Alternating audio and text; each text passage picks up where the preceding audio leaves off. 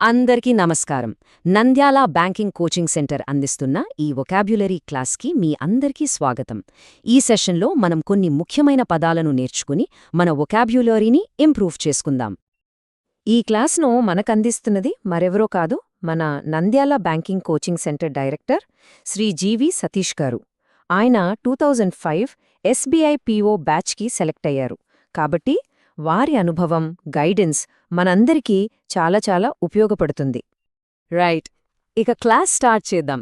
మన మొదటి section words of feeling and force, అంటే మన ఫీలింగ్స్ని, ఎమోషన్స్ని చాలా బలంగా, ఫోర్స్ఫుల్గా చెప్పడానికి ఉపయోగపడే పదాల గురించి తెలుసుకుందాం. మొదటి పదం చూద్దాం, యాంగ్విష్. ఇది ఒక నౌన్, అంటే నామవాచకమనమాట. దీని మీనింగ్ ఏంటంటే చాలా తీవ్రమైన మానసిక లేదా శారీరక నొప్పి. సింపుల్గా చెప్పాలంటే భరించలేనంత బాధ లేదా వేదన. ఓకే, దీన్ని ఒక సెంటెన్స్లో ఎలా వాడతారో చూద్దాం. He was in deep anguish after losing his job. అంటే జాబ్ పోయిన తర్వాత అతను తీవ్రమైన వేదన అనుభవించాడు. చూసారో ఎంత పవర్ఫుల్ వర్డో. దీనికి సినోనిమ్స్, అంటే సమానమైన అర్థమిచ్చే పదాలు యాంగ్విష్, డిస్ట్రెస్. ఇక ఆపోజిట్ వర్డ్స్ అంటే యాంటోనిమ్స్, కంఫర్ట్, రిలీఫ్, అంటే ఉపశమనం కలగడం అన్నమాట. Next word annihilate. ఇది ఒక వర్బ్, అంటే క్రియ. దీని అర్థం ఏంటంటే కంప్లీట్గా, అసలు ఏమీ మిగలకుండా సర్వనాశనం చేయడం. For example, the bomb could annihilate the entire city. ఆ బాంబు మొత్తం నగరాన్నే నాశనం చేయగలదు. ఇక్కడ డిస్ట్రక్షన్ తీవ్రతను చెప్పడానికి ఈ పదం వాడతాం. దీనికి సినోనిమ్స్ డిస్ట్రాయ్, ఆబ్లిటరేట్.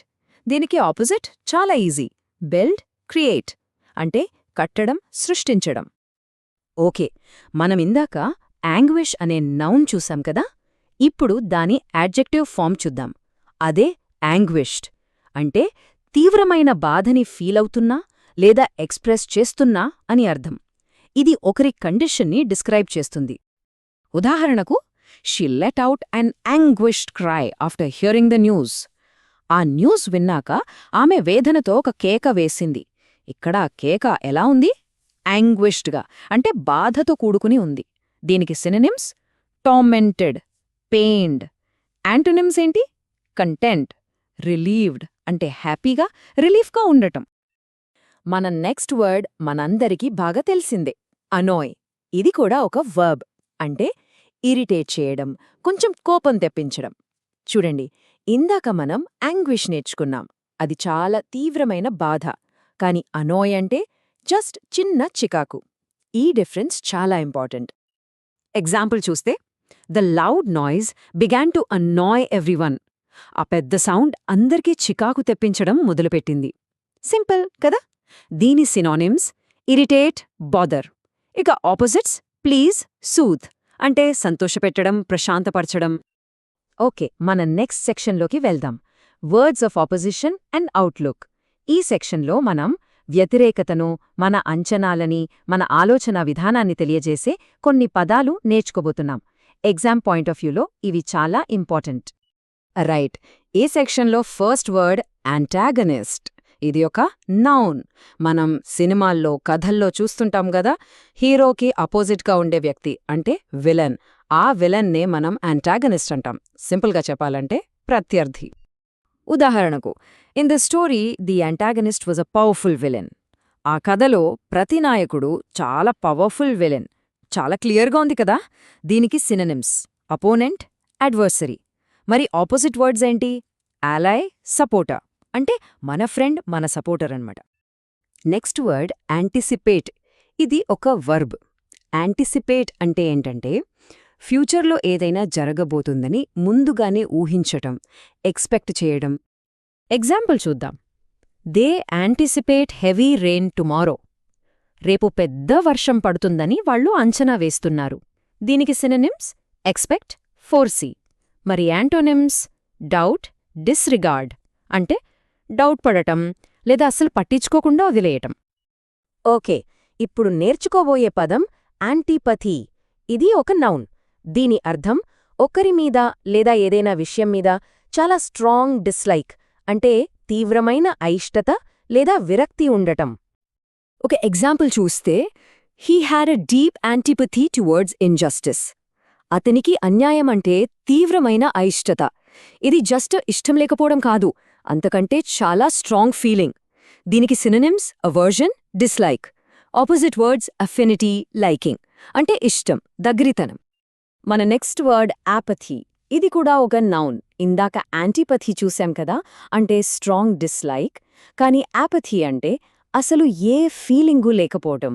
ఇంట్రెస్ట్, ఉత్సాహం ఏమీ లేకుండా ఉదాసీనంగా ఉండటం. చూడండి, ఒకటి స్ట్రాంగ్ నెగటివ్ ఫీలింగ్, ఇంకోటి అసలు ఫీలింగే లేకపోవటం. ఈ తేడా చాలా ముఖ్యం.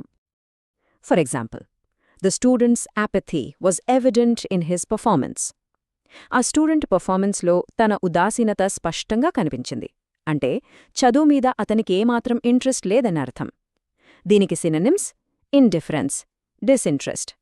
ఇక యాంటోనిమ్స్ అయితే చాలా క్లియర్. Enthusiasm, interest. రైట్, ఇక మనం చివరిగా ఒక చాలా పవర్ఫుల్, ఇన్స్పైరింగ్ వర్డ్ గురించి తెలుసుకుందాం. ఈ పదం మనందరి గోల్స్ని గుర్తుచేస్తుంది. ఆ పదమే ఏపెక్స్. ఇది ఒక నౌన్. ఏపెక్స్ అంటే ఏంటంటే శిఖరం, top point, highest level.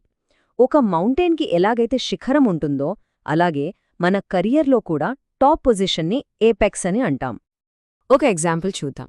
He reached the apex of his career last year. అతను లాస్ట్ ఇయర్ తన కెరియర్లో టాప్ పొజిషన్కి చేరుకున్నాడు. మనందరం కూడా మన ఎగ్జామ్స్లో సక్సెస్ అయ్యి మనం చేరుకోవాల్సిన స్థానం ఇదే. దీనికి synonyms peak, summit. Antonyms base, bottom అంటే అడుగు భాగం. మీ వొకాబ్యులరీని ఇంకా స్ట్రాంగ్ చేసుకోవాలి అనుకుంటున్నారా? అయితే మా వెబ్సైట్ నంద్యాల్ బ్యాంక్ కోచింగ్ సెంటర్.in ని విజిట్ చేయండి. అక్కడ మీకు ఫ్రీ కరెంట్ అఫైర్స్ మెటీరియల్స్తో పాటు ఇంకా చాలా స్టడీ మెటీరియల్స్ దొరుకుతాయి. తప్పకుండా డౌన్లోడ్ చేసుకోండి. ఒక్క విషయం గుర్తుంచుకోండి, consistent effort is the path to the apex of success. అంటే నిరంతర కృషే మనల్ని విజయ శిఖరానికి చేరుస్తుంది. సో కష్టపడి చదవండి. All the best.